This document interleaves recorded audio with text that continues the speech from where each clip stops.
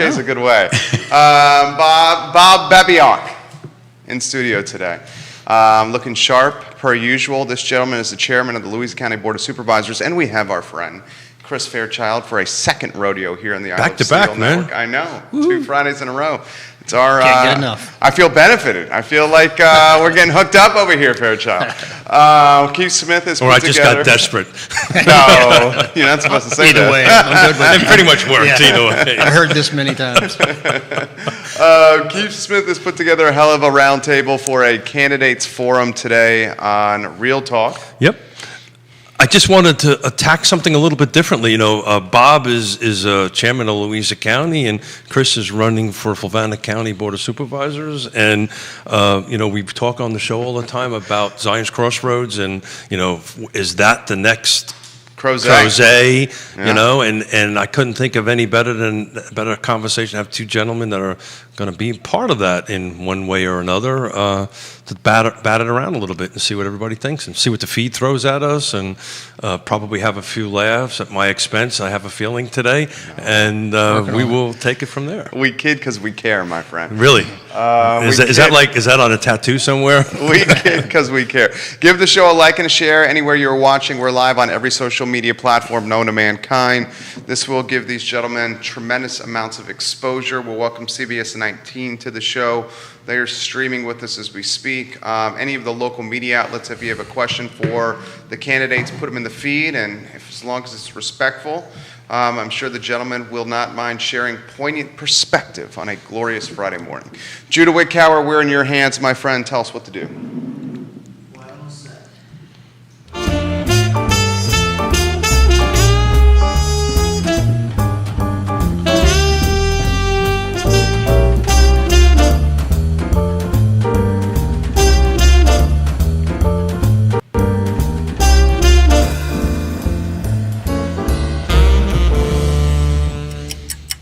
Good Friday morning, guys. My name is Jerry Miller, and welcome to Real Talk, an insider's guide to real estate, life, and the pursuit of happiness. We are live in Charlottesville, across the Commonwealth, the country, and the world on the I Love Seville Network. We're presented by Yes Realty Partners, trusted name in the real estate game.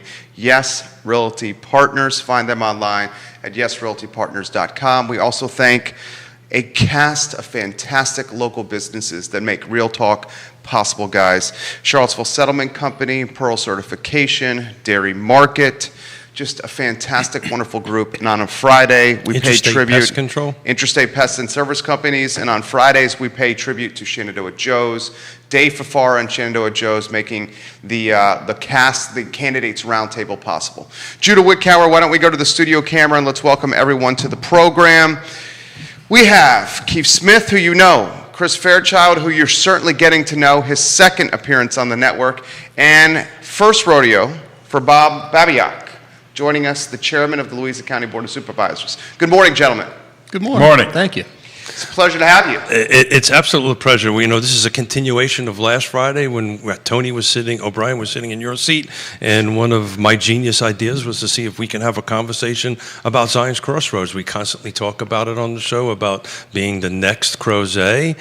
So, Bob, you're the chairperson, so I figured we can start with the top here at this point. So tell us a little bit about yourself, Bob. Well, I've been a resident of Louisa County 12 years, and I came from a military career background, 20 years, 3 months, 16 days, not that I was counting, and then went into... How many minutes and hours? Oh, well, I don't have that yet. Okay. Thank you for your service, Bob. Amen. And I had a Vietnam tour, and after that, I got into a more hazardous assignment, working as general manager of different country clubs, working for a lot of people that never heard the word no. And my last assignment in that category was at Hidden Valley Country Club down in the Roanoke-Salem area. And then I thought I'd retire at age 70 and played 93 rounds of golf.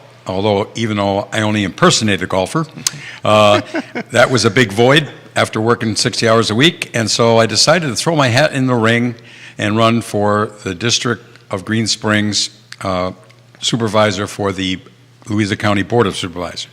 I fooled enough people to get elected then, and so the history now, I've been there 4 years, and I'm up for re-election this time around.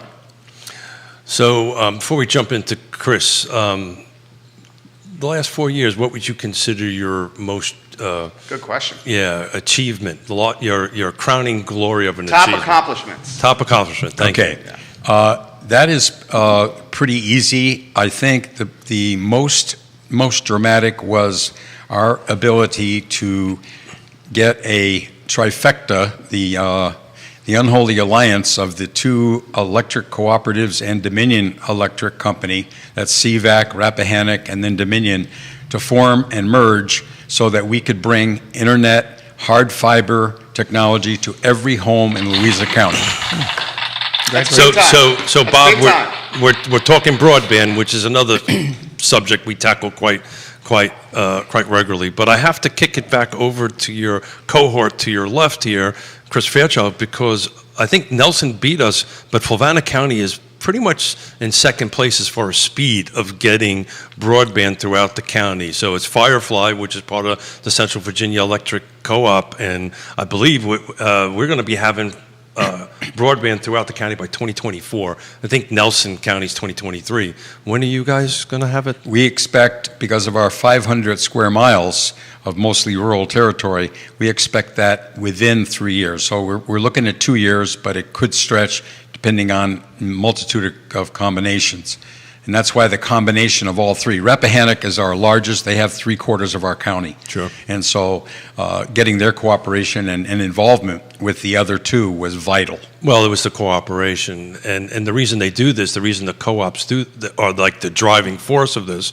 Guess what? They've got the easements, right? And the infrastructure. They've got the easements. The infrastructure is going in. Yeah. And Chris, as you know, because you live around Lake Monticello, I was coming in this morning around Lake Monticello, and they're plowing the fiber in at the lake. So, Chris, tell us about yourself, brother. Well, I'll just also add, we're pretty anxious for it. Living just outside of the lake, I still am in an area where I have virtually no internet without dish. Really? Yeah, and I mean, my property backs up to Lake Monticello, so this Firefly coming in is a big deal. It was amazing to me to get outside of the lake and find out in such an area of so much density that we're like some of the extended areas, most rural areas of the county where I can't hardly get internet without making my phone a hotspot. So put that in perspective. What does that mean if your kids were in school right now from a COVID standpoint and they were having to learn at home? Could you have done that?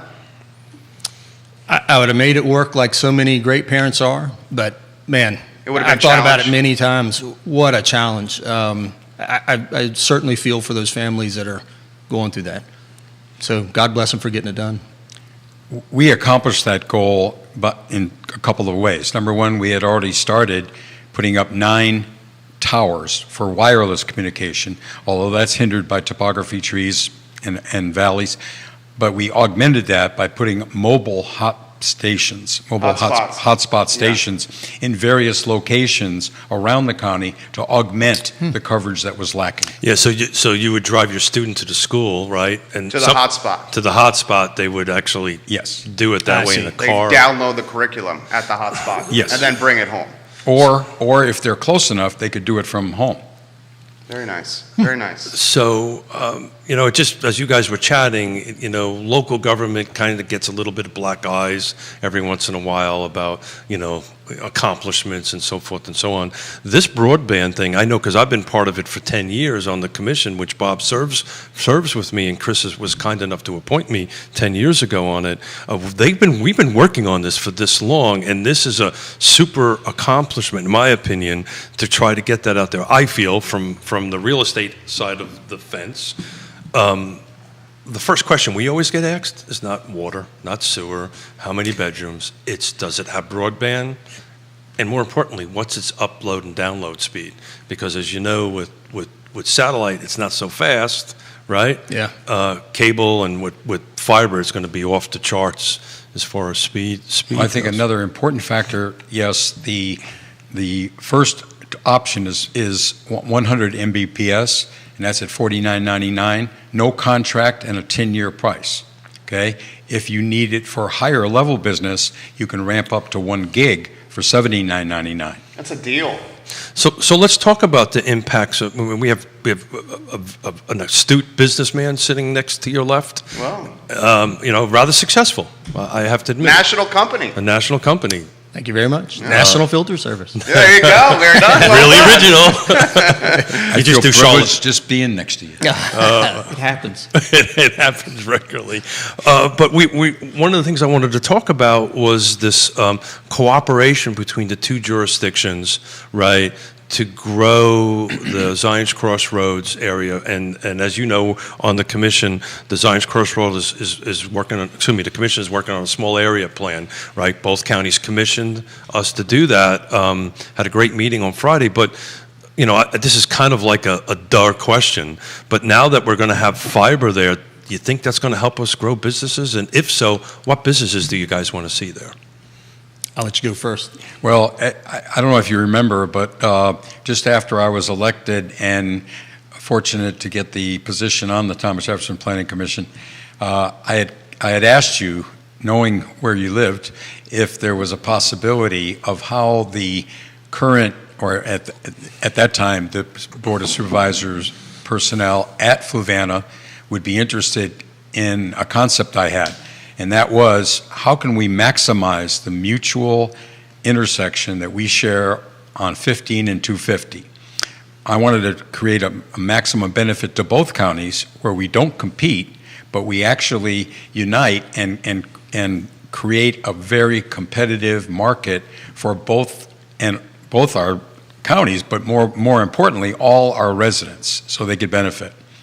I brought that back to my Unholy Alliance, and I actually received a very unfriendly response.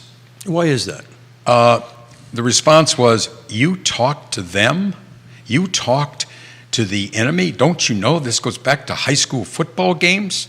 Now, it really shocked me, and my jaw dropped, and my answer, I didn't hesitate. I said, that might have been then, but this is now, and we're talking about the future. So let's get together here. Beautiful. Beautiful. Love that. Chris remembers some of this stuff. Yeah, I'm actually shocked to hear that element was there, that feel 4 years ago. was there. Well, I was involved, from the periphery on trying to bring water in the JRWA, James River Authority, up to Zions Crossroads, and there was historically a little animosity. I'm a little disappointed to hear it still exists. I thought we kind of got past that by now. But the good news is you won the day, right? Because they engaged the commission. We are in the process of doing that. Chris, I didn't give you an opportunity to reintroduce yourself to folks that may not know you, like the two people. So if you would mind, just tell a little bit about yourself. Well, Chris Fairchild grew up in Fluvanna County and raised my children there. And as of this coming Monday, Scotty, my second granddaughter, is going to be born in and live at the same house that I raised my children in. And just blessed to be from there and love it and want to continue to serve. So tell about your business, because that's a big thing. National Filter Service. We change heating and air filters for national restaurant retail chains. Started in Fluvanna 30 years ago, almost coming up on 31 years ago, and actually started in a little barn down off of a farm in Scottsville that last night at the Republican meeting was talking to a guy who now lives back in there. And I said, surely that old barn has fallen. He said, no, it's still there. And then he said, that explains what this metal thing is. It's been sitting down in the corner of the barn, which is a frame to our filters. 30 years later. Awesome. Yeah. That is awesome. Yeah, it is. Wow. I want to go down and get that You frame. got to get that frame, dude. Yeah. I think that's called thievery, but anyway, you got to ask first. So started the company here locally on a couple restaurants, and today we're at about 20,000 locations Tell that we that serve story nationwide. about those first few accounts. The two brothers, right? The customer was sent out to hand tools, working for a heating and air company, sent out to hand tools on a slow day in the shop to a service tech, and went up on the roof, and coil was frozen, and I didn't even know that filters would freeze a coil. And after a few hours of sitting on the rooftop, thawing out the coil, changed the filters, and went down, and $300 and some was the service call. And I said, well, gosh, for what you just paid for that, you could have probably had somebody change them all year and wouldn't have had the issues. And he said, great, I've got 8 stores. When can you start? And I said, well, you can't build a business off 8 stores. He said, my brother has 29. When can you start? Wow. And, Tomorrow. yeah. And with You 2 know. little kids, 2 babies at home, and a wife, when we talked and just said we can't get poorer than we already are, so it can only hurt but so much. And good Lord, Only can has go just one way. blessed us from there. Yeah. That's a great So- story, Chris. And I love it when he tells that story because we're from the same world, right? We've always worked for ourselves and grew our own businesses and so forth and so on and that kind of thing. And I love it when you tell that story. Just to pivot a little bit, this can be done, right? It can be done. You don't have to have a PhD. Right. This can be done. I think the secret is seeing. He's going to love this. This is from someone who insured you. You know who this is? Who insures me? Yeah, who insured you when you started your business. You take a guess who it is, and I'll read the comment after you take a guess. Daryl Hammond? Yeah, there you go. He goes, Chris is a great guy. I remember when he started and he came to me for insurance, and I said, you're doing what?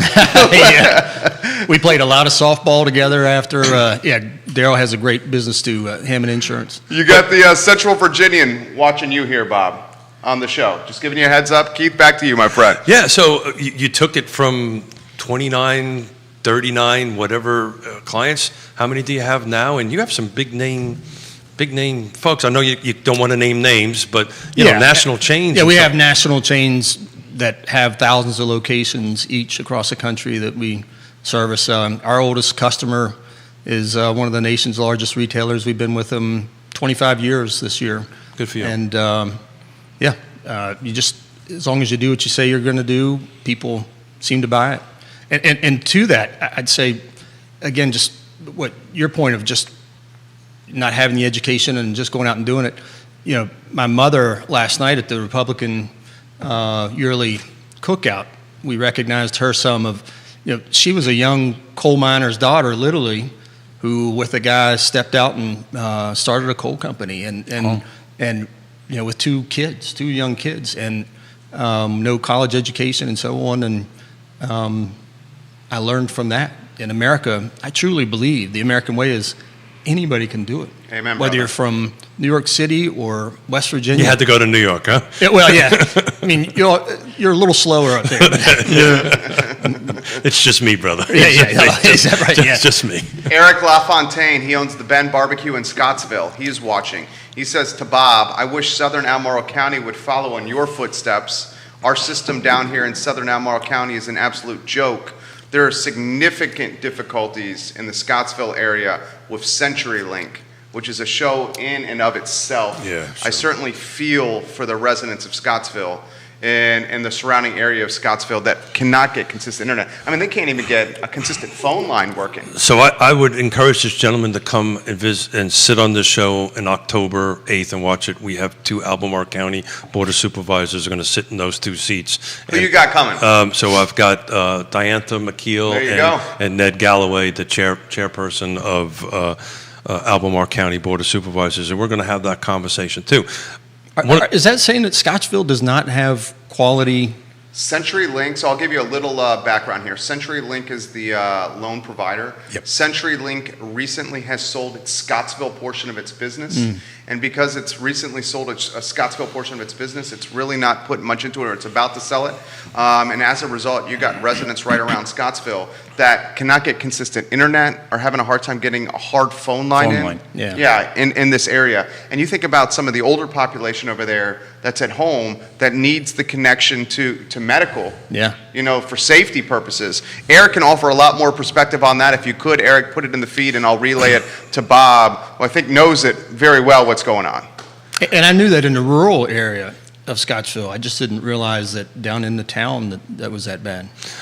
The good news is, much like Louisa County, Albemarle County is working with Dominion Power, right? They're just a little bit behind the 8 ball, a little bit on that end of it. In some portions of Albemarle County are covered by CVEC, which is included in this Firefly thing. So I would encourage anybody to Google Firefly. They have a map where it's going, have a map where it's going. But, Firefly actually is owned by Central Virginia Electric Co-op on that end of it, and they got in front of it and started reaching out to the jurisdictions. There's a ton of federal money available, which is good news, to help make that happen, because this stuff is not inexpensive to do. And finding the glass half full, COVID putting people at home working and children at home learning has taken Prioritized. it's made it where you go out in those areas and the rural areas, and you naturally know that you're not going to have that, but you kind of go, oh, well, we're in rural areas, it'll eventually be here. I don't want that, Until COVID, and now it's become intolerable. I mean, you go out in the Cunningham district, throughout the Scottsville area, you cannot get a cell signal. I mean, there's just almost no communication. I get plenty of phone calls from 286 phone numbers now that I'm running, from Scottsville. And its landline is 286 in the Scottsville area. Who has a landline? And I find myself going, wait a minute. Yeah, sure. But why? Because they have virtually no cell service, which means they have no internet service, and it's just it's pushing us along. Your friend is offering perspective on this. It's terrible. I had 5. This is Daryl Hammond. Yeah. And Bob, we'll throw it to you after this. Daryl Hammond says, it's terrible. I had fiber buried into my house in February, and it's still laying outside my house waiting for it to be hooked up. Mm-hmm. And the town is just as bad with and without any service for my office here. I'm right above Eric's business at the old Barefoot Country Store, Eric LaFontaine. Mm-hmm. This is Daryl Hammond, Eric LaFontaine offering the comment. I'm right above Eric's business at the old Barefoot Country Store, so I know it's an absolute pain. I mean, it's become a public utility now. Yeah. Mm-hmm. Well, it's become a public necessity. Oh, well said. It used to be a nice to have, convenience and toy. Now, for the health reasons, for education reasons, for communication reasons, it has become vital, a vital tool and a necessity, like I said before. I was a little surprised, or maybe not, from my partner here, that in his introduction to himself, he didn't mention that we go way back, he and I. We actually met at this summer at the Fluvanna Ag Fair, and I had the privilege of first meeting him because, again, being a rookie in this county, I didn't have the privilege when he was actually a board of supervisors. So I'm an old schooler, long time ago, 10 years ago, my 1 year that I was on the board. So I was able to ask him questions to learn more about his particular thoughts and visions for the future, and we had a great conversation there. Yeah. So, Bob, we were asking what your biggest accomplishments was. We kind of got one. It looks like broadband is kind of raising to the top. I got another big one. Okay, go ahead. When I got on the board, myself and my partner, Dwayne Adams, we embarrassed the hell out of the other 5 characters because the comprehensive plan, which I think most people know, the state of Virginia requires every county to review that comprehensive plan. They don't have to make any changes, but they're supposed to review it. We were both astonished that it had not been changed in 20 years, not even the misspellings. So we, like I said, got after it, and I understand now a little bit why they didn't want to, because it took almost two and a half years to completely update. And it was so important because the comprehensive plan covers so many issues, zoning, especially ordinances, and actually how we can operate within the context of dealing with economic development and all the planners and visionaries of the future for our county. So, for those who may not know, Green Springs encompasses Zion's Crossroads, right? The big influences in Zion's Crossroads is the industrial area, the business area, plus Spring Creek.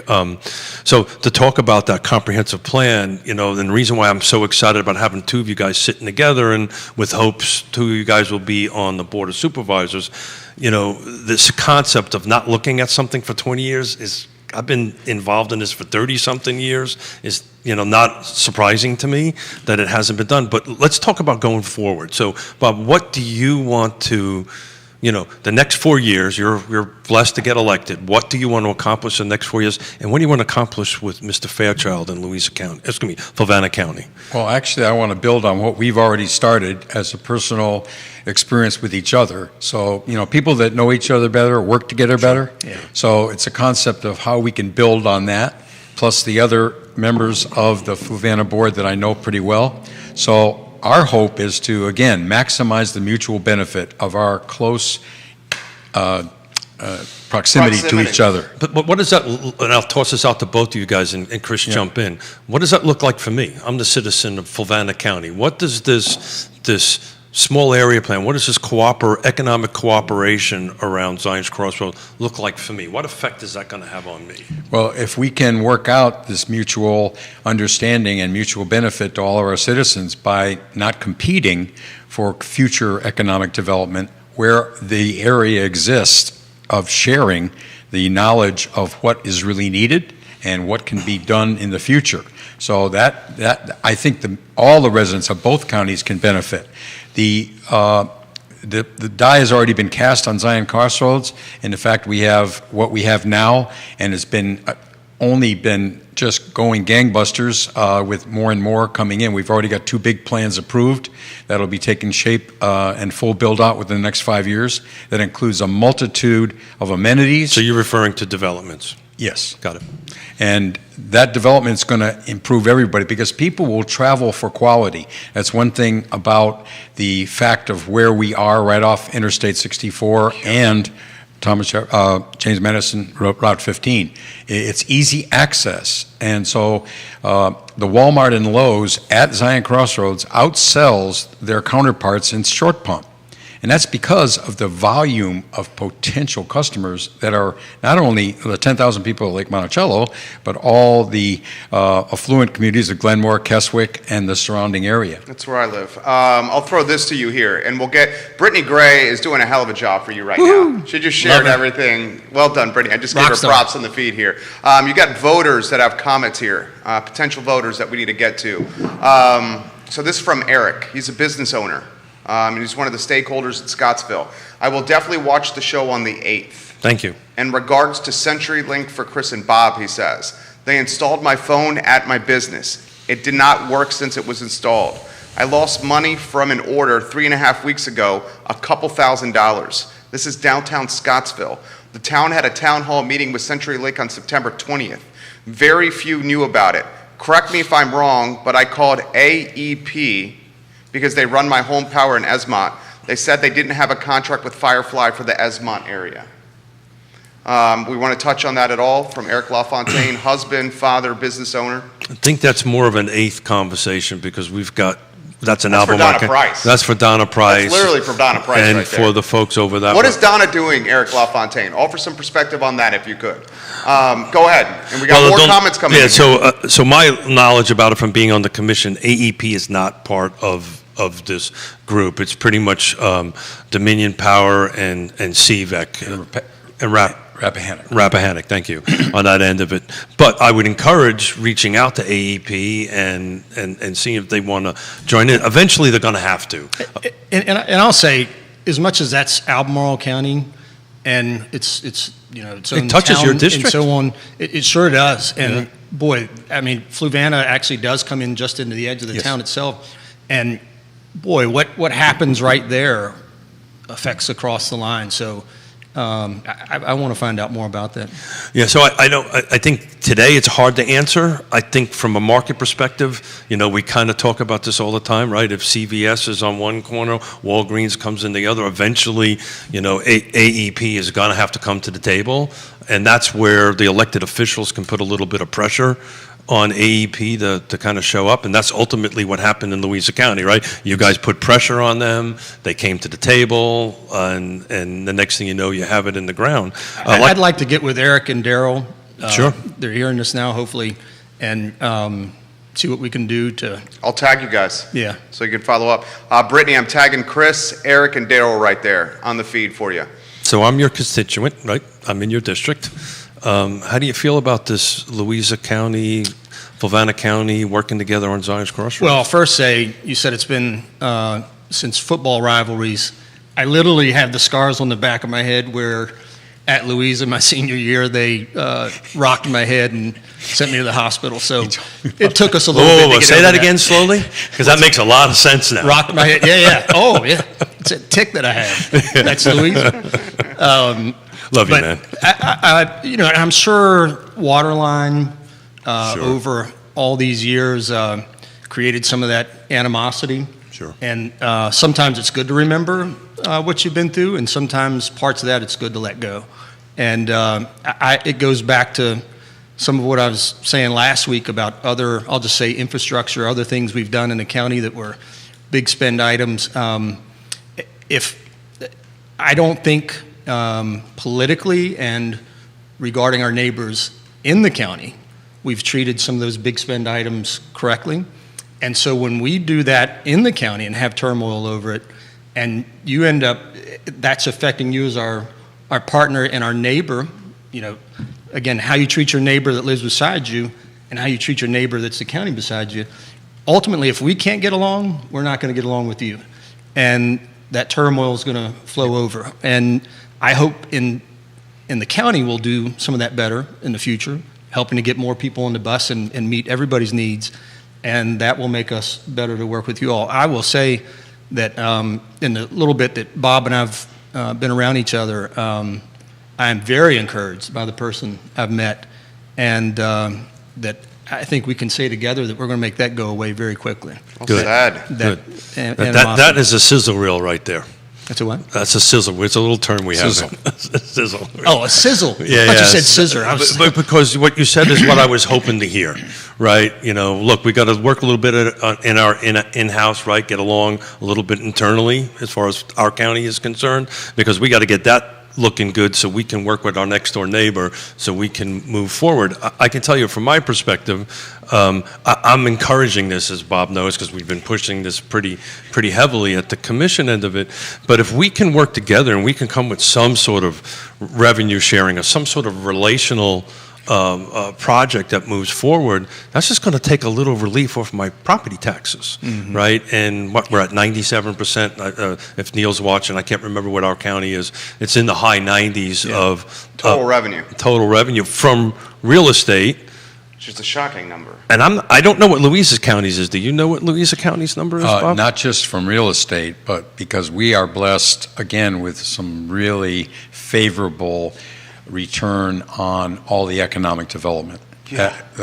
Right now, and I can say this loosely, the Zion Crossroads area, when you couple Spring Creek, but all the other development in the area, that produces actually the piggy bank for Louisa County. What percentage, roughly? I don't know the exact percentage because it changes so fast, but we are, well, I don't even know if I'm able to say, but Well, it's pretty. It's a large chunk. it is a huge chunk. And now the cost is also because of the fire protection, the cost of the sewage treatment plant and everything else that has gone on, but we've exceeded that by far. I think the advantage, we're over expenses by I believe the figure was $73,000 a head, and that was. We're not going to hold you any exact numbers, Well, Bob. thank you. But I'm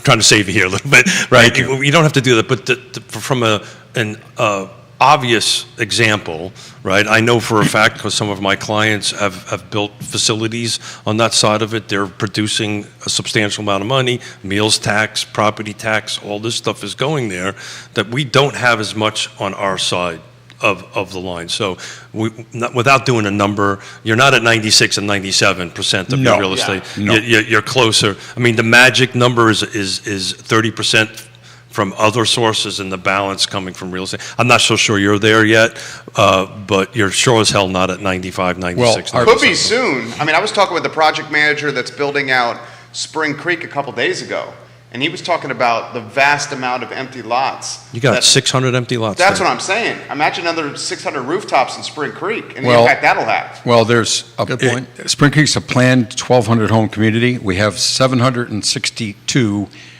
homes there now, and 14 under construction. So now some of those are being developed, and now 77 lots were purchased by people that were looking for a future profit. So that's counted in. But there's there are sections of development that are continuing, especially along the first 9 of the golf course. So we expect that to be accomplished in the next 4 years. Interesting number. I ran some stats on Spring Creeks this morning. Year to date sold at Spring Creek, there were 70 units sold, 3 bedrooms, 2.5 bath, around 3,000 square feet. Median sales price is $465. 2008, that number was $410. And we're also blessed with that 0.72 tax rate. I apologize, 2018. I said 2008. Sorry, 2018. Yeah. I think the low tax rate of 0.72 is another factor Well, that.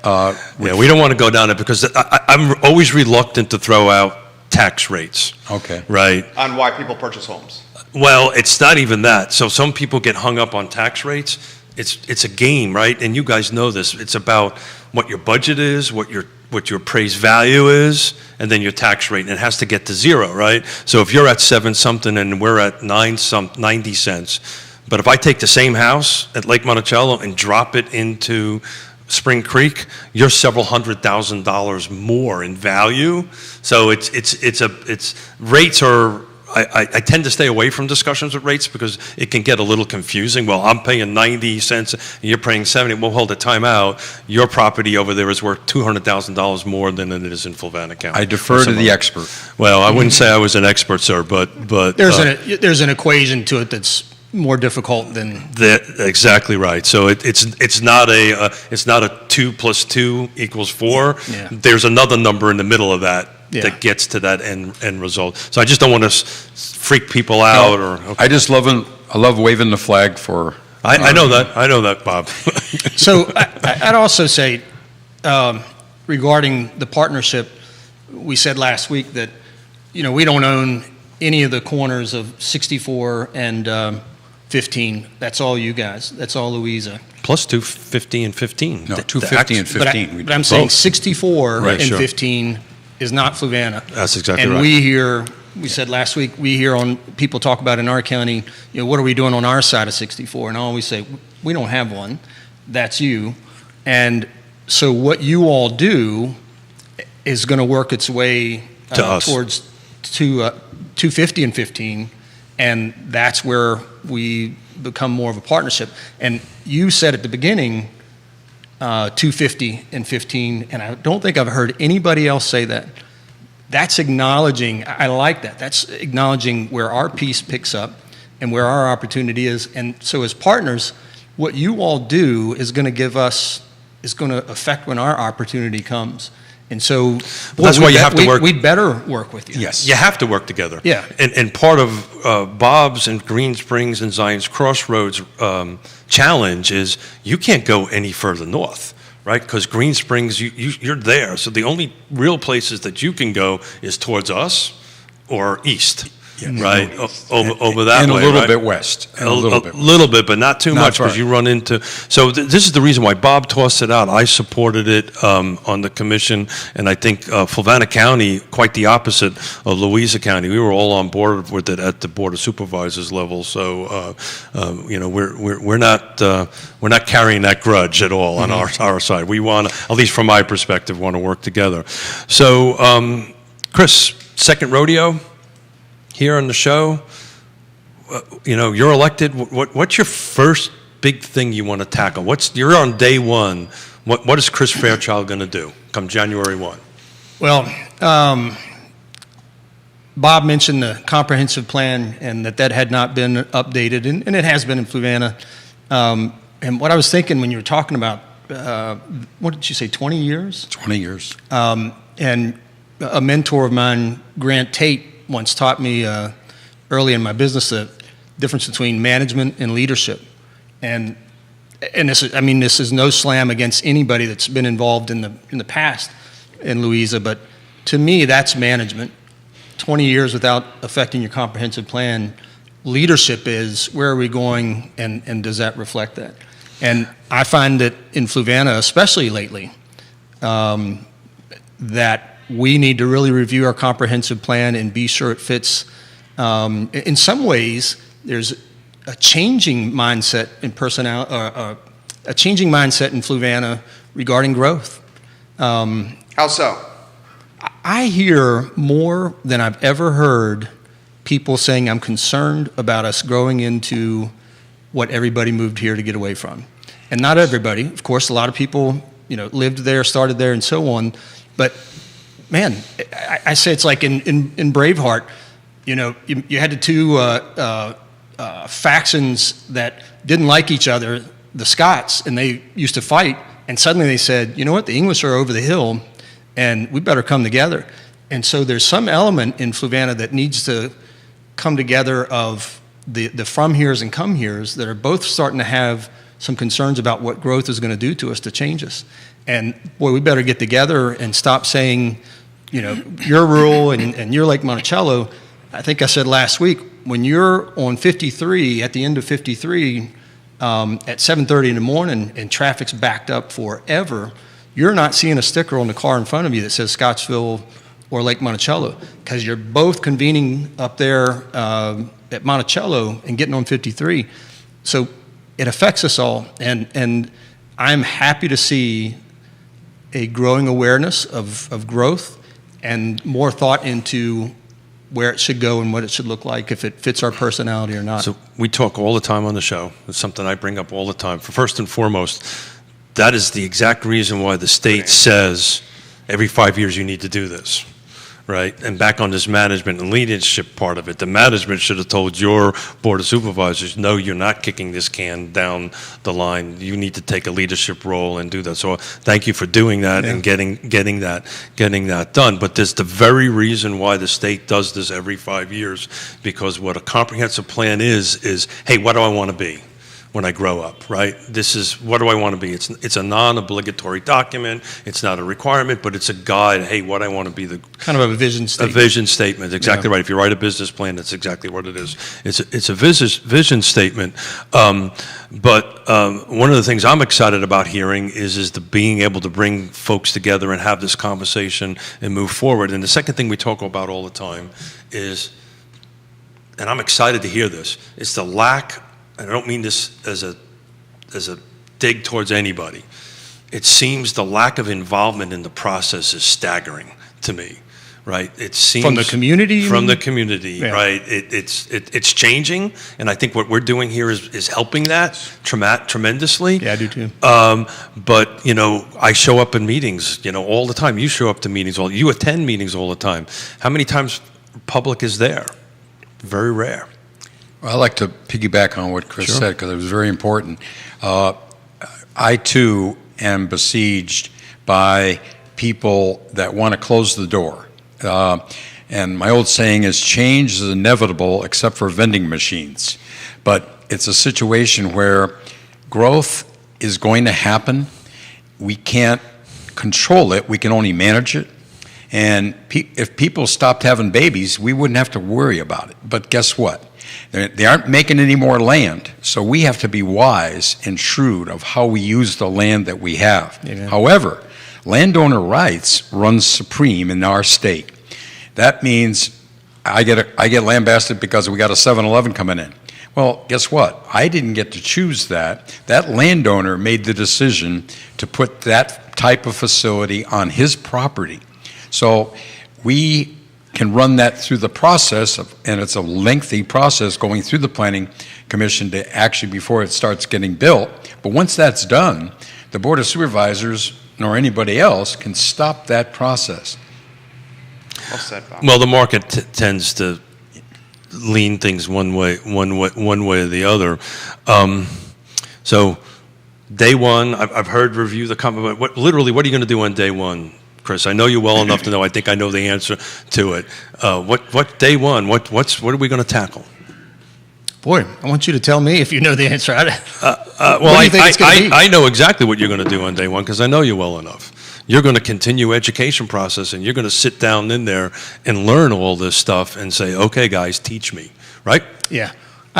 Yeah, right now, there's a lot of people coming to me with things that, Chris, what about this? What are we going to do about that? And as much as we have a great staff at the county, I'm not there yet. Sure. But boy, I'm building the book, and I'm reaching out to some people kind of on the sidelines to start getting educated, and they do help me and give me information. But I am anxious to be in a position that's where what I can say, if I "Now know let's you well meet." enough to know day one you're going to say okay, because there's certain things that's not privy to you now because you're not in the seat, right? Okay, I need to get educated. I need to understand this. Somebody told me this was green. I need to understand why. Yeah. Right. And I know you well enough to know that's what you're going to do. Right. Bob, what are you going to do on your first I think day? there's a larger issue here, though, that I found incredible as I got more deeply into this after being elected. You know, we all vote for president, senators, and Congress, governors, and there is some trickle down that comes down. Sure. But there is no other body like the Board of Supervisors, because every decision we make has a direct impact on all of our residents, because that's what they call local politics. But the dismay and the apathy, the people, when I reviewed 4 years ago the election returns, and people, they voted for whatever the higher office was, they didn't even get down to the Board of Supervisors. They didn't even know, when I'm knocking on doors, you're the Board of Supervisors, well, what do you do? What was election total votes for you? It was 2,300 total votes 2,300 total votes. in our 2,300 in our district. Okay, Your Green Springs district. Green Springs district. We now have 4,080 registered voters. Okay, So 50% only came to the table. so that's what makes this so difficult.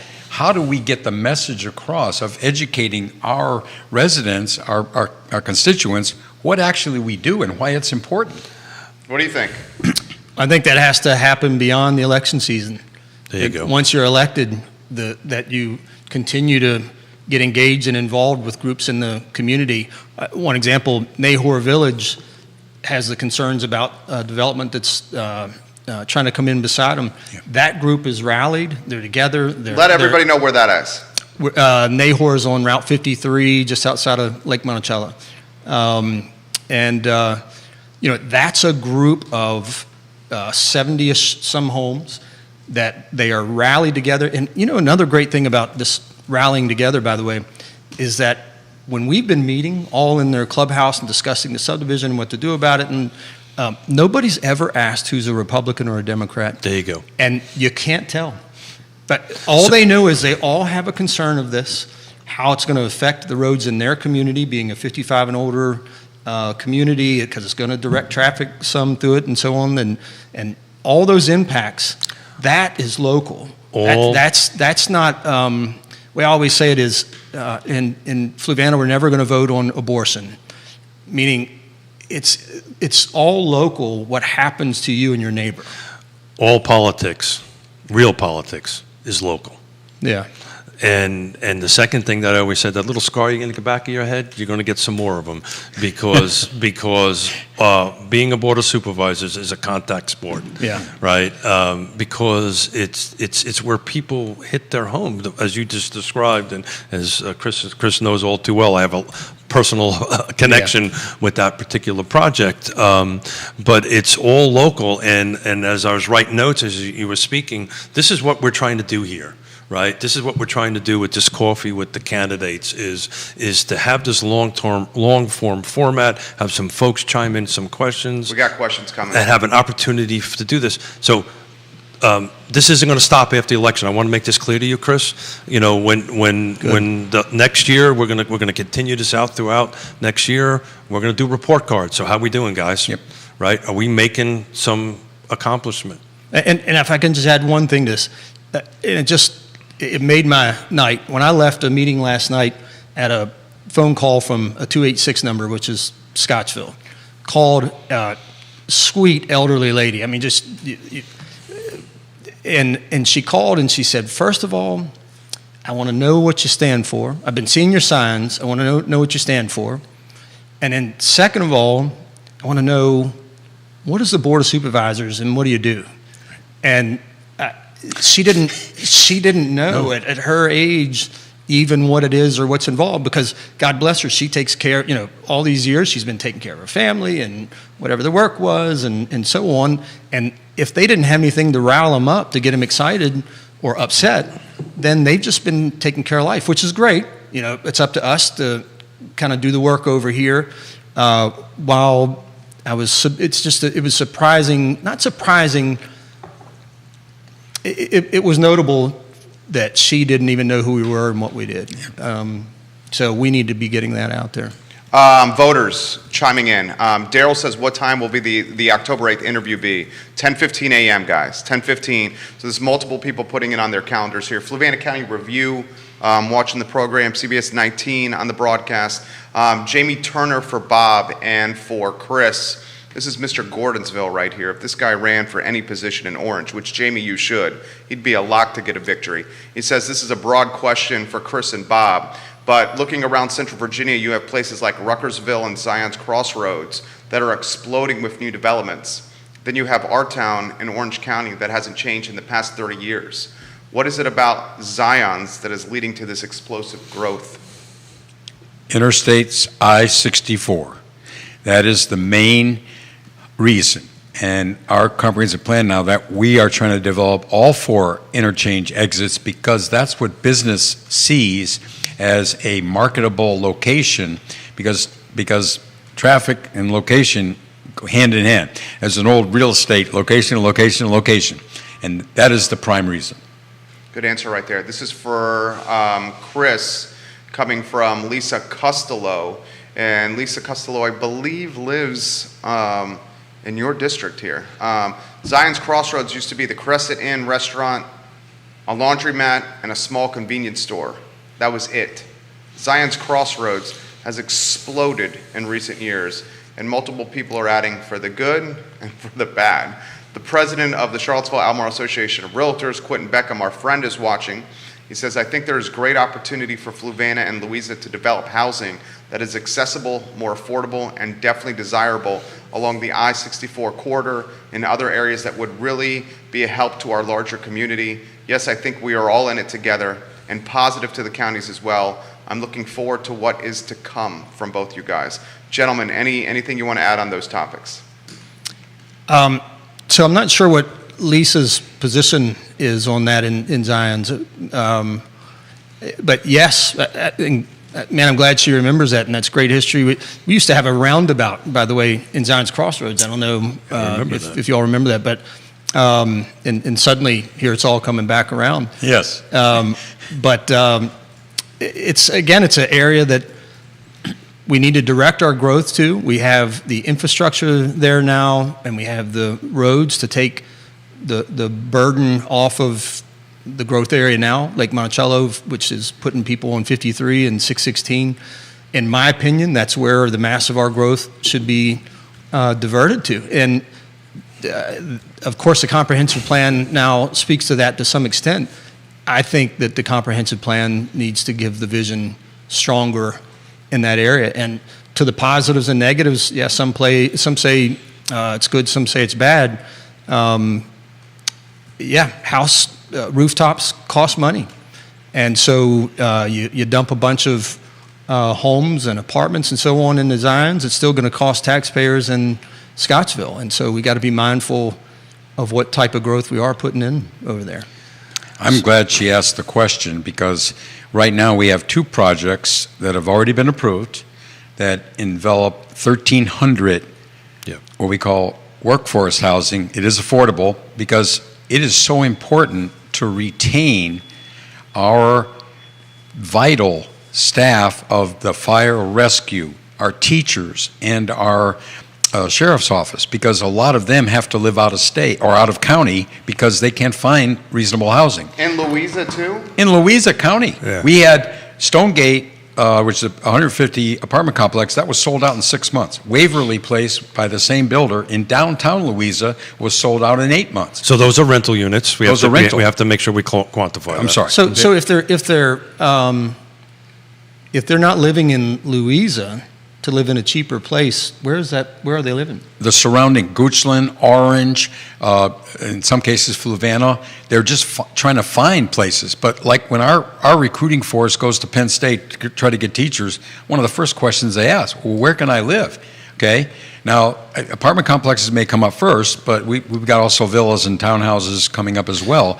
But if you can, and reason it's so important is we also, I'll give you an example, Walmart distribution.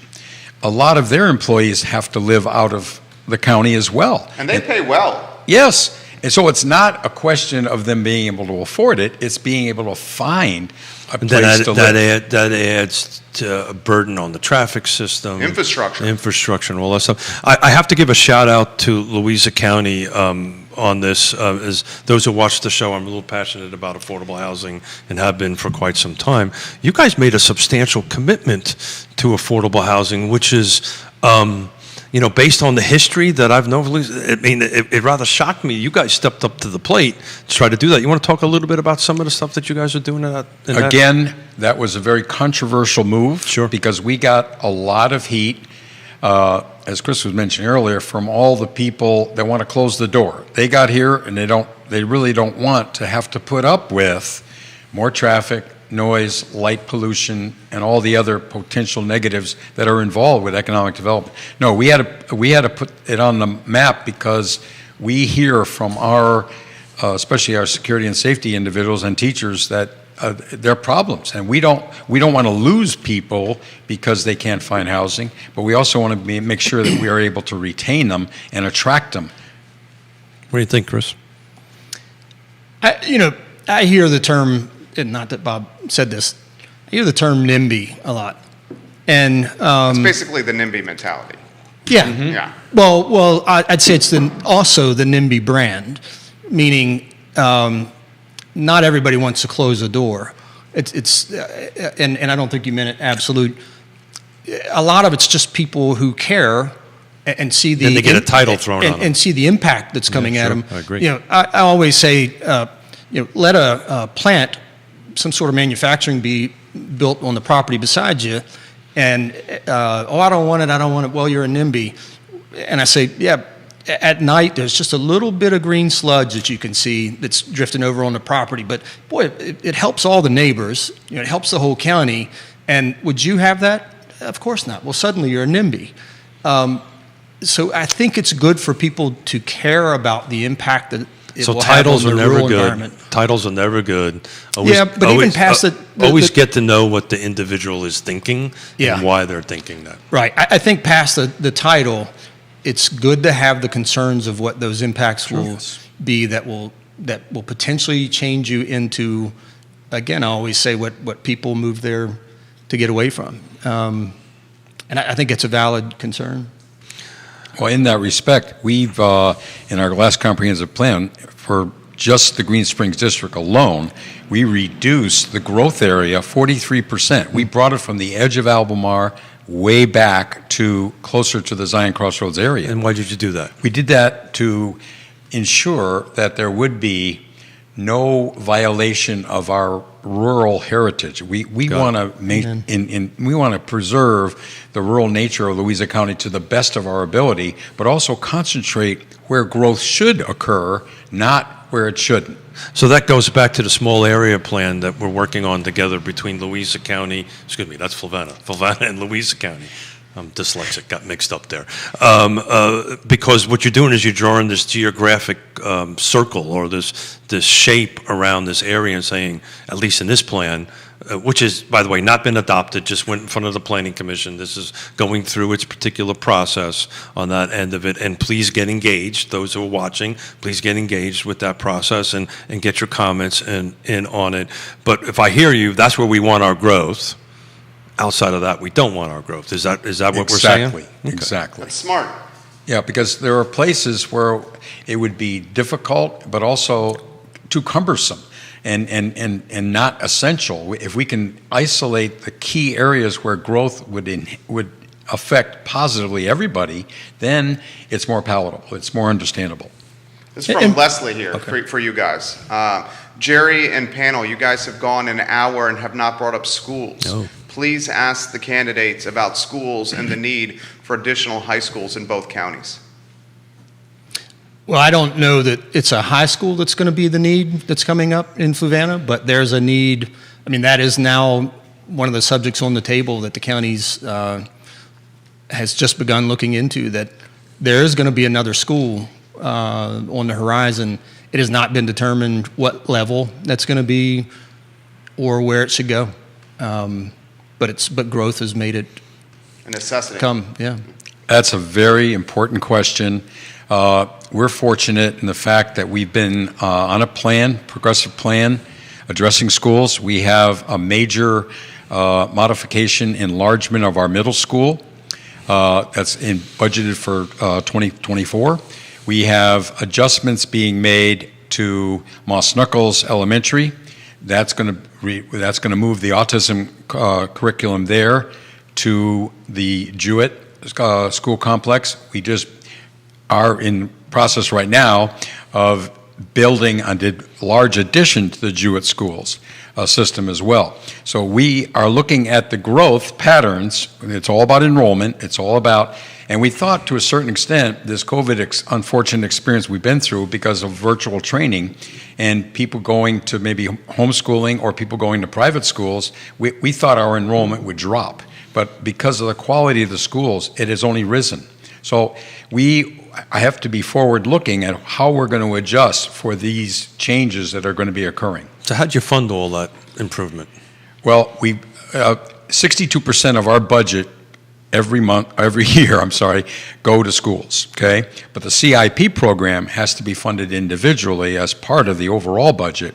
And we started planning this because we are fiscal conservatives in planning, but that is one of our ultimate priorities. We start with safety and security, but schools come right in there. So those who are not familiar with that acronym, CIP is the Capital Improvement Plan, where the jurisdictions say these are the projects we want to build in the future, and then you figure out where the money's coming from. And that's the reason I asked the question. Yes. Where did you get the money from? I want to commend Bob, by the way. You are on top of it, and whatever the question is, you know the details. And Dude, you're good, man. yeah, Both you guys are. Very impressive. Quentin Beckham's chiming in with this for Bob. Louisa outranks Fluvanna, Albemarle, and many other counties in terms of population growth. It would be my guess that good planning for it and density for it can make the infrastructure needs less of an imposition and have a lower impact on the rural areas. Well, that's true, and that was the purpose of, again, reducing those growth areas so we could concentrate on the impact, and some of those are negative impact, traffic, noise, light pollution, so on and so forth. So that gives us an opportunity to address those specific problems in those specific areas. Jonathan's got a question for Chris. How do we attract the next commercial density to Fluvanna or new commercial density to Fluvanna? We're all driving across the county line for groceries, hardware, restaurants, and more. well, back to Fluvanna starts 9/10 of a mile off of 64, just on the Palmyra side of 250. When it comes to restaurant and retail, we said last week, you don't have to call them, they're going to call you. When Target comes and so on, believe me, they already know Walmart's there, Target does. And if they have a plan that we can fit into, they'll let us know. To some extent, what Louisa does in Zion's Crossroads on the restaurant retail side, on the Fluvanna side of 64, is going to work its way towards 250 and therefore create opportunity for us. Once that space is full, as Bob said, you're not going to go much towards Gordonsville anymore. They're going to backfill towards us. And I don't want to sound like we're going to react to, but the reality is they have the prime space. Ours is number 2, and that will create our time. And the time will come where they're full, and so much is happening over there with us. That's restaurant retail. On the industrial side, we do have an opportunity because we have the water line that soon will be active, and we need to decide what we're looking for there. I said last week, if you fill it with a bunch of 10,000 square foot warehouses with one bathroom, you're not going to do a whole lot to make use of that water line that's there, and then suddenly you're going to grow your growth zone because you need more places that use up that water. So we have we've had for the past couple of years a good economic development coordinator who's been working hard to get business to come to Fluvanna. You guys just lost him, right? Yeah. We Didn't he did. go We to did. another jurisdiction? Brian. He went to Culpeper. Brian's good people. Yeah, but if you don't have product to sell, it's hard to be a salesman. Now that we have that water line, we're more capable. Well, we of got bringing- two problems. We have the water line. We also don't have enough dirt, right? If you take a look at the growth area of Zion's Crossroads, to your point of having to grow it out, you're 100% that's what's going to happen. By the time that we finish up the JRWA and come in, our county's going to have about $20 million tied into this. Yeah. That's a lot of money. And we're business owners, right? So now I'm starting to look at my ROI, and I've got $20 million into this. And at some point in time, we're going to have to get these connection fees and this usage to offset that. Otherwise, my taxes are going up. So you're 100% right. I mean, it has to be a smart growth plan.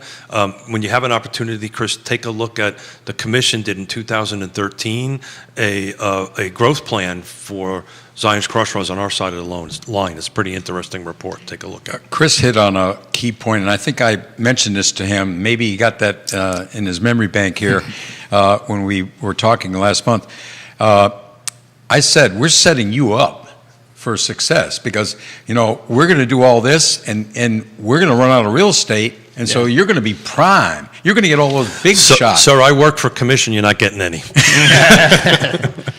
I also want to say regarding that water line, and as you're saying, those connection fees or so on, that's going to be a burden that'll come on us if we don't get people using that water. That's a concern of mine too, and it has been ever since we've been talking about the water line. 10 years ago when I was on the board, I said one of my fears is we build a water line there, and when that burden starts hitting the residents of having to pay for that, and we don't have enough growth there yet, enough businesses using the water. Of course, residential connections are the quickest and best way to get more revenue off that water line. So then you go from, what I want to make sure we don't do is go from, we put that there to get business and we brought the water line to bring them there. And then suddenly, a couple generations later of the Board of Supervisors, we need to get more apartments and so on to make use of that water so we don't have that burden on you, the taxpayers. And so I just want to be sure we're mindful of what we're putting there and we're in control of it. But the bottom line is, this horse is out of the barn. This is happening. That money's been committed. It's going to happen. Yeah. So why I'm so excited about having you on the board, because we talked about this last Friday with Tony, is you're bringing this business model. At some level, there's going to have to be some hard business decisions that have to be made, because we're just not going to say, we don't want to pay the $20 million anymore. That's a done deal. Yeah. He is going to have a difficult time. I attended 4 of their Fluvanna Board of Supervisor meetings when the modern auto recycling plant was coming up for public meetings. And there was a big harassment of individuals, and I want to call them NIMBYs in this particular case for sure. The harassment is maybe the wrong choice of words, Bob, to be all due respect. Extremely vocal. They were worried about it, and they were expressing their opinion pretty vocally, but Yes, I pretty don't think vocal. anybody was getting harassed. I just want to make sure we don't point Okay. fingers. All right. I It's- think I his stand point corrected. was that there was some aggressive concern. got it. Yeah. Thank you. Thank you for correcting my There's a vote. couple rules. We don't point fingers, so. Gotcha. You want to finish that thought? Yeah, please. Well, I thought that their Board of Supervisors handled it right on the money, the correct way. Everybody had an opportunity to express their opinions, and that's always a vital part of our job. We listen to our constituents. We want to hear. But lots of times, not all the feelings of all of the residents are expressed. Usually we have a difficulty attracting the positive or people that are for a certain thing. A lot of the people that are negative about it, that is a reason, that's more of a motivation for them to come to the meeting. And that's unfortunate because it gives a disproportionate public image, especially when people watch the meetings over the internet. It makes it seem like we're going against the public if we choose the other way. Yeah. So are you more in favor of in-person meetings or virtual, Chris? When you get on the Oh, in person. Yeah, I agree. Yeah, yeah. we were having this question offline, discussion offline, that, it's great. I mean, the good news about this virtual is more people are getting engaged, which is great. But, just body language and reading the room and all this stuff is As a board great. or a commission, you can't replicate over Zoom having somebody passionately standing in front of you at a podium and expressing their Sure. concern and participating in the. Amen.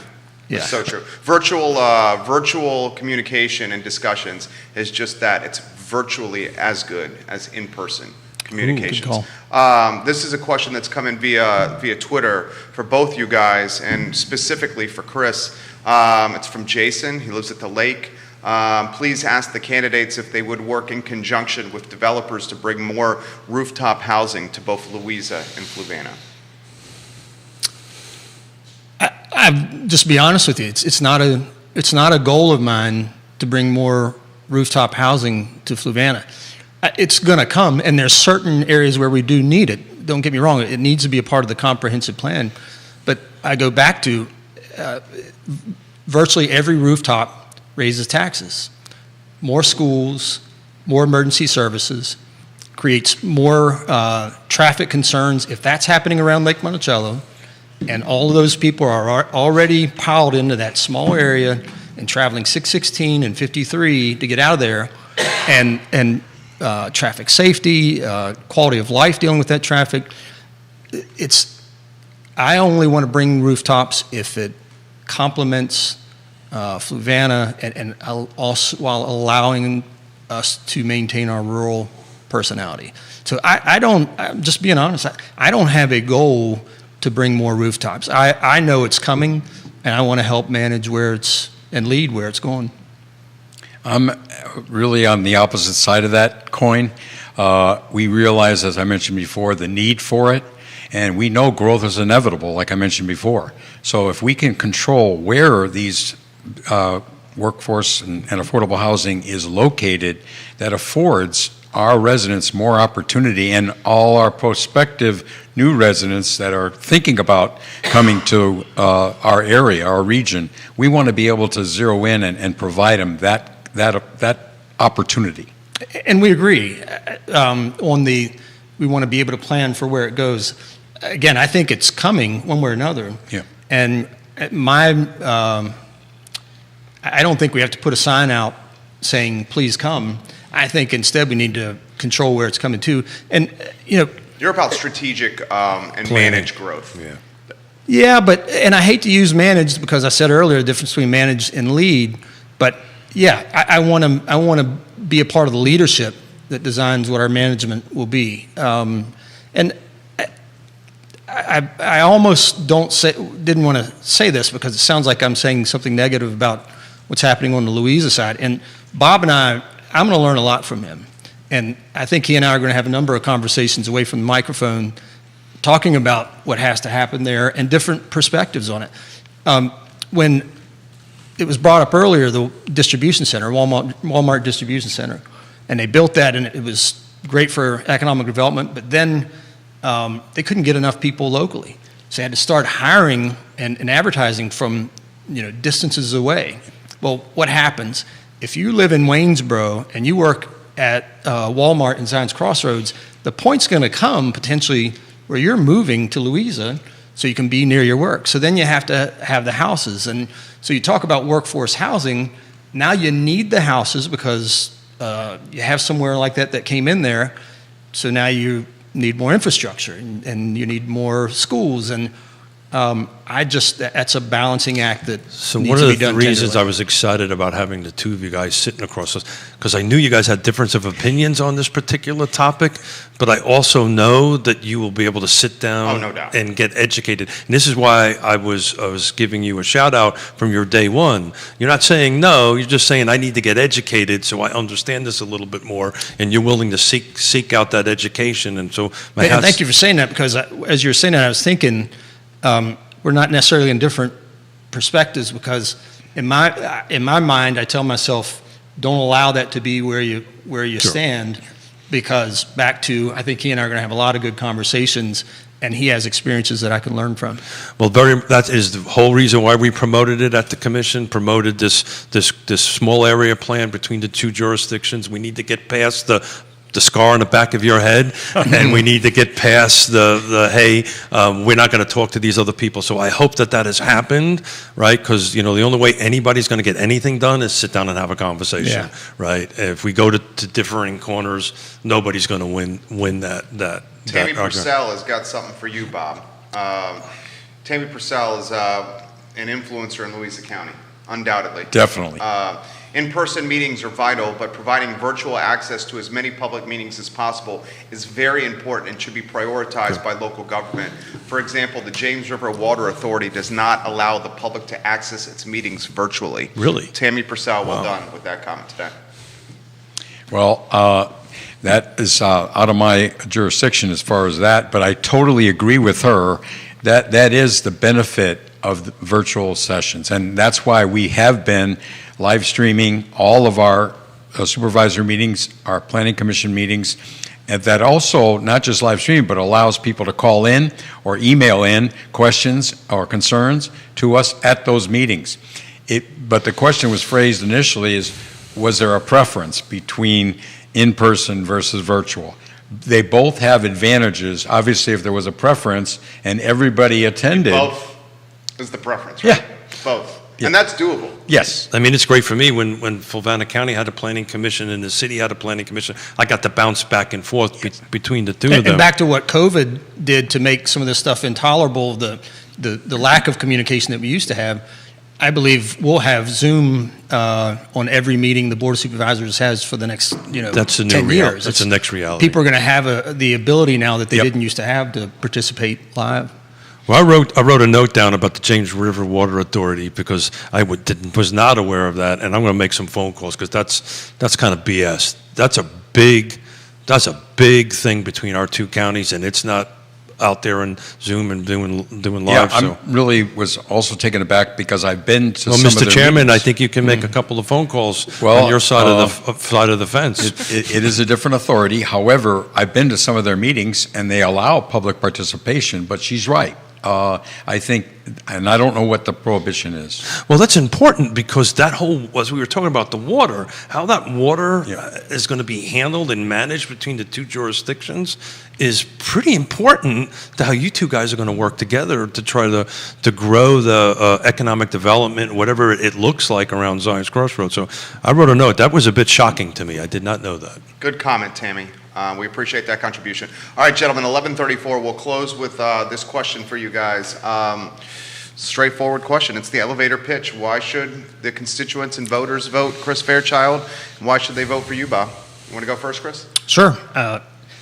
I love Fluvanna. I want to make sure that I'm part of the decisions of where we're going, that both keep us the rural, beautiful place that we are while helping to create the vision of where we'll go and where our growth will be and what its effects will be on us, that in a business term that growth is profitable for us and doesn't change the company in ways that are less appealing. And I'm just happy to serve, proud to serve. You, Bob.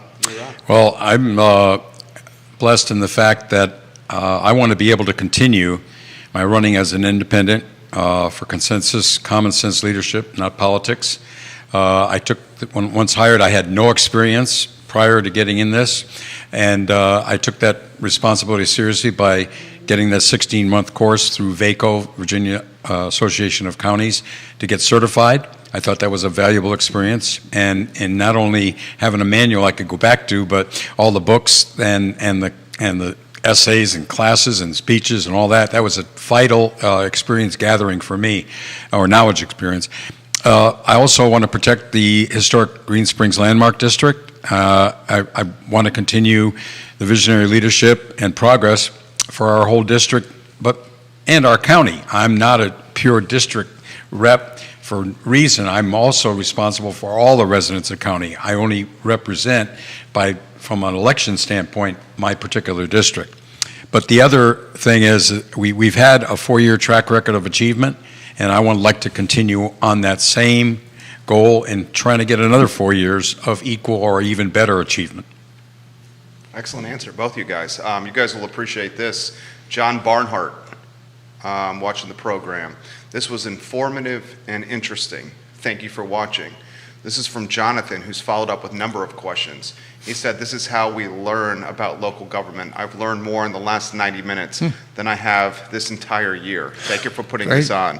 I mean, basically you put long-form content where everybody is at, which is these devices, our smartphones, and you put educated men that are evangelists for their community and love their community inside and out. I love that word, evangelist. Yeah. I mean, you're an evangelist. You guys are champions for Louisa and Fluvanna. And you put them in front of cameras and microphones and let them be themselves, and you're going to learn about the candidates. That's the concept of the network. Closing thoughts from you, Keith Smith. Absolutely. That's the whole reason why we're doing this coffee with the candidates. Mid next year, maybe end of first quarter, we're going to have you guys come in and do a report do a little bit of a report card to see how we're doing, to see whatever we're talking about today is moving forward to implementation. Gentlemen. See if then he's going to have to sit on the other side of the table because we're just combating so bad by Yeah. that point. That is never going to happen. Never gonna happen. In a million years, it's Yeah. never going to happen. But gentlemen, thank you very much. I was excited about this. Next Friday we've got Neil Williamson and Sean Tubbs in. We're going to talk a little bit of that. Then we're going to kick it back up with Albemarle County on the 8th of October, and we've got Charlottesville lined up after that. So we've got every Friday after the 8th of city candidates and Albemarle County candidates. It's going to be a lot of fun. Well, And kudos to you all. Sorry. Bingo, that's- Because, I mean, as Like was my- said on there, they're having this venue and learning these things because of what you're doing here. So thank you for that. Yeah, Thank you very much. we think alike already, see? Yes, I wanted to sincerely, really appreciate this opportunity. I'm deeply in gratitude for the opportunity to do this, and thank you for bringing the opportunity to us. My pleasure, Bob. My pleasure. When you hear a comment like that, Jerry and I spend an obscene amount of time together, and when you hear something like that, it just warms your heart, and you think you're doing it. Who do you have on at 12:30 today? Myself, I'm going solo. Good for you. Recap the week that was. A lot to discuss from City Hall. A lot to discuss from the city charter and amendments that are being trying to push through leadership in City Hall. We'll talk Albemarle County and development today on the I Love Seville show. And some news from the University of Virginia at 12:30 on our flagship program, the I Love Seville show at 12:30. Robin Horn, I will relay this message. We're equal opportunity employers. She'd like Rachel Jones on the program as well. Just have them message me. We'll put something together. We'll see if do we can. that. We'll see if we can fit it in there. Could you get one more picture here, too? Yeah, we will do that right over here. We'll do that. We'll get that. This is video. This is We'll live. get that right off after the show. Just message me. We'll work on that. Thank you for joining us, guys, on Real Talk, presented by Yes Realty Partners. We will see you in 50 minutes on the I Love Seville show. Take care. Thank you. Hey, hell of a job. Okay. Good job. Thank you again. Good job. Enjoyed it. Good job. I'll be back next week.